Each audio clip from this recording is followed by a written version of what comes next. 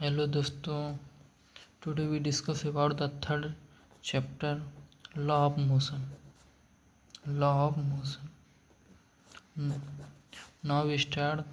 The first topic is motion. The first topic is motion. What is motion? If an object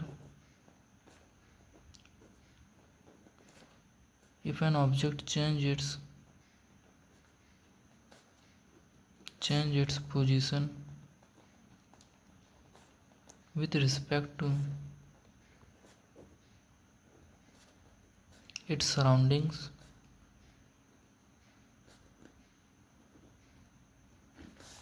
then it is called motion. If an object change its position, जब any object अपनी स्थिति को समय के अनुसार बदलता है तब वह ऑब्जेक्ट मोशन की कंडीशन में होता है, यानी तब वह ऑब्जेक्ट मोशन कर रहा होता है. मोशन 3 प्रकार के होते हैं. First motion 1 dimension and second motion 2 dimension and third motion 3 dimension.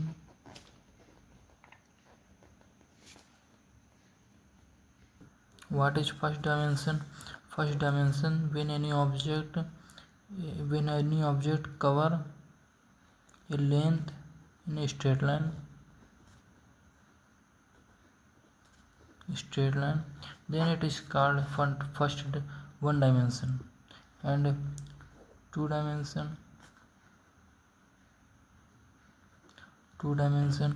when any object cover a length with x-axis and y-axis, then his length and motion is called 2 dimension.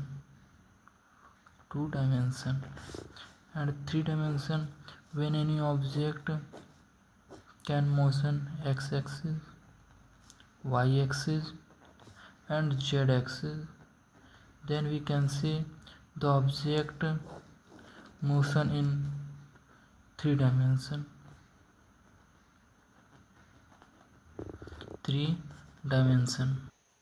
Now topic is distance. What is distance? The length of actual path. The length of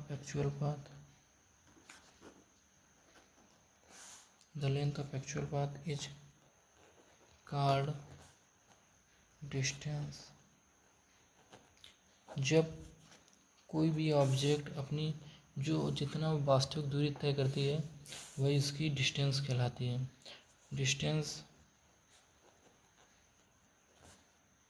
will be always positive. It can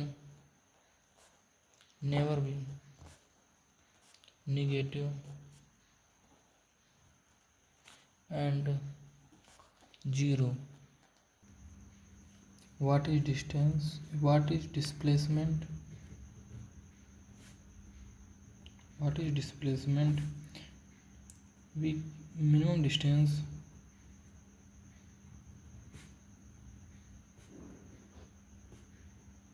Minimum distance between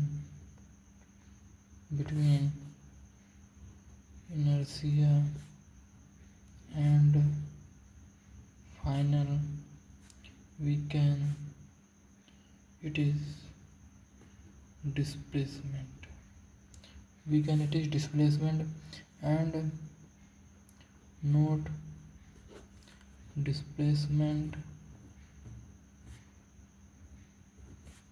can always be positive, negative and also zero. Always remember a point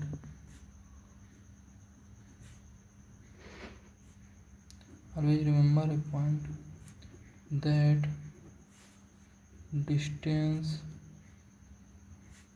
is always greater than displacement.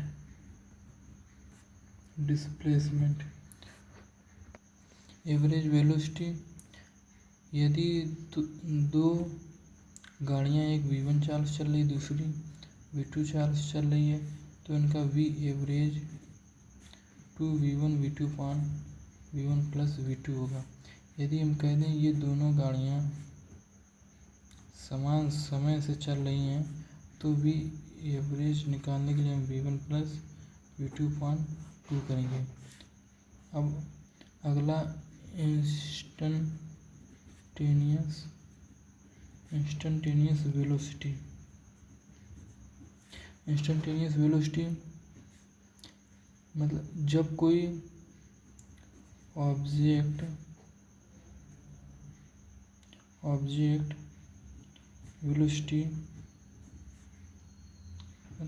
Velocity से चल रहा हो, तो उसके fixed time of velocity is called instantaneous velocity।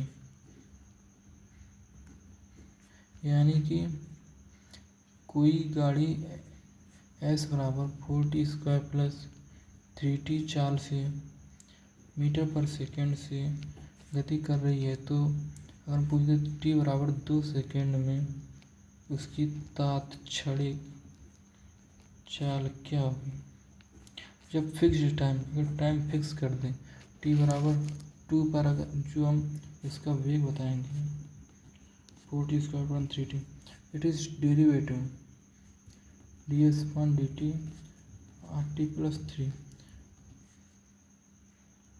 t बराबर 2 पर, यानी 8 दूनी 16 + 3 19 metre per second. It is instantaneous velocity. We find the fixed time. Acceleration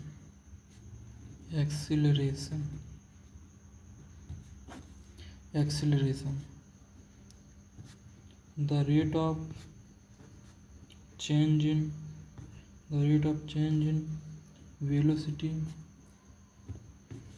is called acceleration। the formula A बराबर dv/dt। the rate of change in velocity, यानी zoom खोले तो v2 - v1 upon t2 - t1, that is velocity, that is acceleration। and now we discuss what is inertia। अब हम law of motion, ये हमारा basic तैयार हो गया। अब हम पढ़ने जा रहे हैं लॉ ऑफ मोशन। जब अब बेसिक तैयार हो गया, अब इसके आगे ही हम लॉ ऑफ मोशन समझ सकते हैं। लॉ ऑफ मोशन में पहली सबसे फर्स्ट आता inertia. What is inertia? Inertia is directly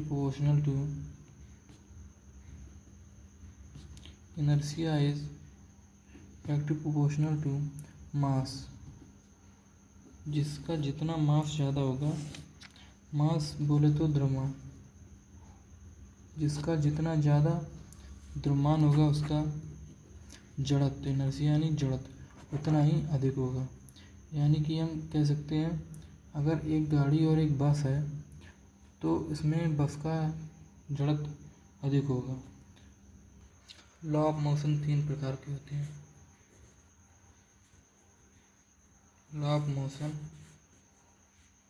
3 प्रकार के होते हैं, 3 टाइप्स। फर्स्ट होता है inertia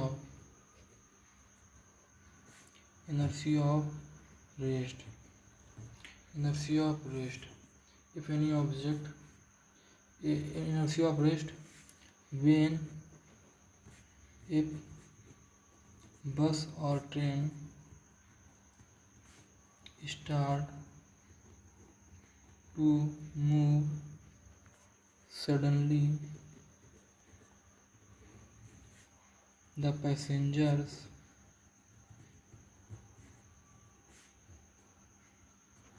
sitting in it falls backward due to inertia of rest। जब कोई आदमी बस और ट्रेन में बैठा होता है और बस या ट्रेन अचानक स्टार्ट हो जाए तो वो बैकवर्ड पीछे तरफ हो जाता है, इसे यही law of inertia of rest है। और दूसरा होता है inertia of motion. Inertia of motion when if moving bus or train stop suddenly, the passengers sitting in it jerk in forward direction due to inertia of motion। यानी कि inertia of motion जब कोई गाड़ी move कर रही हो, जब बस और ट्रेन मूव कर रही हो एंड वो अचानक रुक जाए, तो जो उसमें पैसेंजर्स बैठे होते हैं वो आगे की ओर जर्क करते हैं, जर्क इन फॉरवर्ड, आगे की ओर जर्क करते हैं। इसी को हम इनर्शिया ऑफ मोशन कहते हैं। And now we discuss about law of Newton.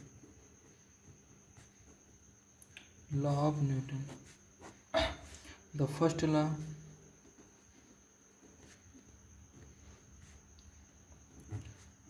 law of Newton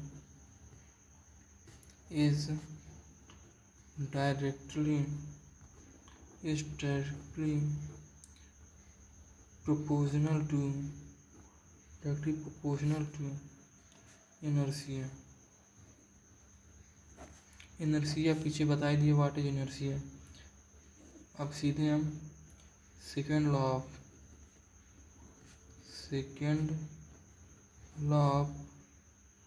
Newton.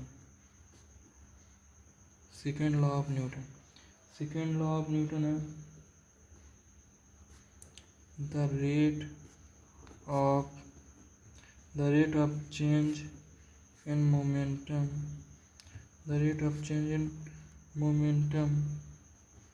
is called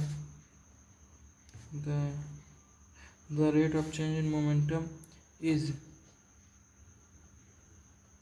equal to force is called second law of Newton. यानी कि the rate of change in momentum को delta P upon delta T, किसी की the rate of change हो, यानी कि अगर velocity the rate of change in velocity यानी delta P upon delta T. The rate of change यानी समय के अनुसार परिवर्तन को द रेट ऑफ चेंज कहते हैं। इसमें मोमेंटम का the rate of change d p upon d t is equal to force, यानी एफ बराबर d p upon d t. Second law of Newton.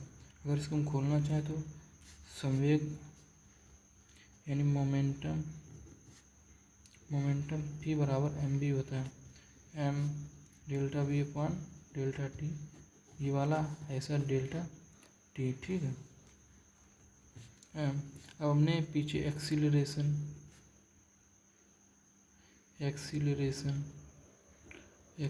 बताया था ए बराबर delta we upon delta T. तो यही इसको किडनैप करके हम ये लिख देते हैं। तो एक नया फार्मूला बनता है कि एफ बराबर एम ए। ये फार्मूला है ये ज़्यादा फेमस है कंपेरेटिव देन इससे ये ज़्यादा फेमस है, क्योंकि एक्सीलरेशन दिया होता है सवालों में तो हमें डायरेक्ट ये लगाना होता है।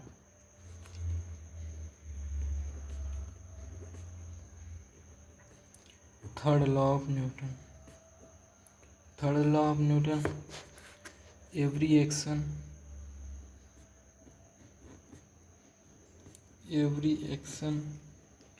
have equivalent opposite reaction is called third law of Newton यानी F12 बराबर माइनस F21। इसका मतलब समझते हैं, यानी पहले वस्तु द्वारा दूसरे पर लगने वाला बल इज इक्वल टू यानी बराबर होता है, पर माइनस का मतलब विपरीत होता है, दूसरा जो पहले पर लगाएगा इसके विपरीत होता है। वही इसकी थ्योरी है। एवरी एक्शन है इक्वल एंड अपोजिट रिएक्शन, यानी इक्वल तो करेगा साथ में अपोजिट रिएक्शन भी करेगा। यही थर्ड लॉ ऑफ न्यूटन है। जैसे हम नाव पे चढ़ते हैं तो जब एक कदम नाव पे रखते हैं तो मतलब वो हमें बैक रिएक्शन देता है, और जैसे रोड पे चलना इसी कारण संभव है, क्योंकि हम नीचे लात रखते हैं तो हम बैक रिएक्शन देता है, जिससे हम आगे बढ़ते चले जाते हैं। अब हम आगे मोमेंटम की बारी। मोमेंटम द प्रोडक्ट, गुणा को फिजिक्स में प्रोडक्ट ज़्यादा बोलते हैं। The product of mass and velocity is called momentum. The formula is P बराबर mv। द प्रोडक्ट यानी गुणा mass and velocity is called momentum को P से डिनोट करते हैं। अब उससे ज़्यादा इम्पोर्टेंट है कंजर्वेशन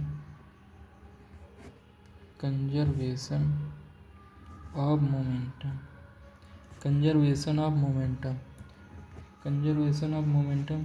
यानी कि जब भी कंजर्वेशन शब्द आ जाए यानी संरक्षण शब्द आ जाए तो आगे आपको conservation of charge, conservation of energy, ये सब मतलब आते रहेंगे, मतलब सब थ्योरी है। तो मतलब सिंपल परिभाषा होती है, कंजर्वेशन आ जाए कोई भी वस्तु संसार में, चाहे वो मोमेंटम हो, एनर्जी हो, चार्ज हो, can never be create and never be destroyed. वह कभी भी मतलब डिस्ट्रॉय नहीं हो सकती, ना ही कभी क्रिएट होती, केवल एक रूप से दूसरे रूप में चेंज होती है। तो यहाँ पे आवेश संरक्षण है, ये मोमेंटम संरक्षण है, तो P1 plus P2 is equal to P3 plus P4, यानी ये बराबर होती है, ना डिस्ट्रॉय हो सकती ना क्रिएट हो सकती है। तो P simple formula P1 M1 P2 M2 बराबर P3 V3 plus P4 V4। ज़्यादातर सवाल इससे आएंगे तो दो द्रव्यमान देंगे, दो वस्तु देंगे, पहले का द्रव्यमान देंगे, पहले का वेग देंगे, दूसरे का द्रव्यमान देंगे और दूसरे का वेग पूछ लेंगे। या फिर इससे ऐसा सवाल दूसरे का वेग देंगे, दूसरे का द्रव्यमान देंगे, पहले का वेग देंगे, पहले का द्रव्यमान पूछ सकते हैं।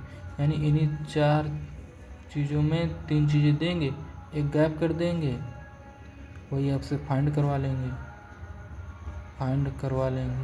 वही चीज़ आपसे फाइंड करवा लेंगे। And now very simple definition, what is force? Force is pull और push. we can change its position. We can change any body, any object position. We can change any object position and trying to